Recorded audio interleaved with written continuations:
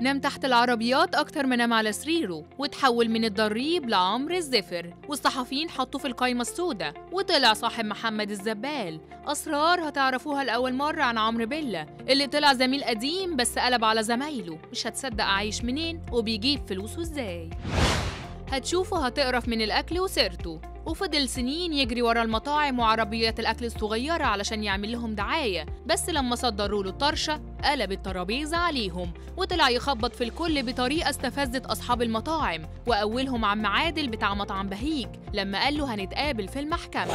ده اللي بيتقال دلوقتي عن عمرو بيلا الفود بلوجر الشهير بلقب الضريب، واللي بقى واخدها تحدي مع أشهر مطاعم مصر، لدرجة إن الناس قالت له أنت من النهاردة اسمك عمرو الزفر. بس اللي ما تعرفوش إن عمرو بيلا طلع في الأساس ميكانيكي، وتحديداً سمكري سيارات، وبيقول إنه اتخرج من الهندسة ومن صغره شغال في الصنعة، لدرجة إنه نام تحت العربيات أكتر ما نام على سرير بيتهم. وربنا كرمه وورشته الصغيرة بقت مركز صيانة سيارات على مستوى، والشغل اللي فيها يكفيه 20 سنة قدام. وكفاية إنه بفلوسه عارف يعلم عياله تعليم كويس قوي، وقادر يفتح بيت و2 و23 كمان. وده رده على الناس اللي بتعايروا بمهنته. بس ناس كتير ما تعرفش إن عمرو بيلا سبق وفتح مطعم من فترة، لكن الفشل كان عنوانه واضطر يقفله. وعلى كلامه سبب فشله إن ما قدرش يعمل دعاية بسبب قلة الفلوس والإمكانيات، وعلشان كده لو أي مطعم لسه بيبتدي احتاجه هو رقبته سدادة، لكن مش هيبيع المتابعين بتوعه علشان وجبة من مطعم ولا إعلان مدفوع.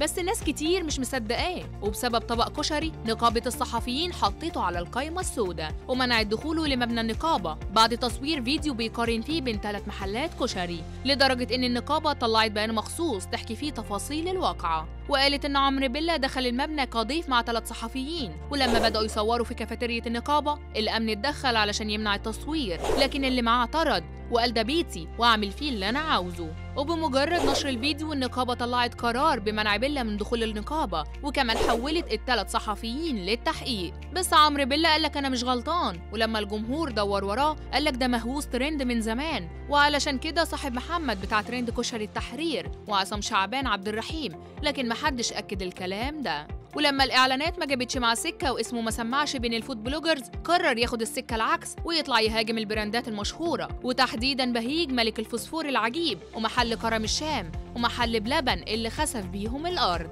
ورغم إن عدد متابعينه على الفيسبوك عدوا ال1,000,000 وفيديوهاته بتجيب ملايين المشاهدات، لكن عمرو بيلا بيقولك أنا ما باخدش جنيه من السوشيال ميديا، ولغاية دلوقتي بشتغل بإيدي في مركز الصيانة بتاعي اللي الفلوس فيه تكفينا وزيادة، بس كل الفكرة إني بحاول أكون أمين مع الناس اللي هتروح تاكل في مطعم وحش وترمي فلوسها في الأرض. فهل أنت مصدقه ولا شايف إن هو فعلا بيركب الترند؟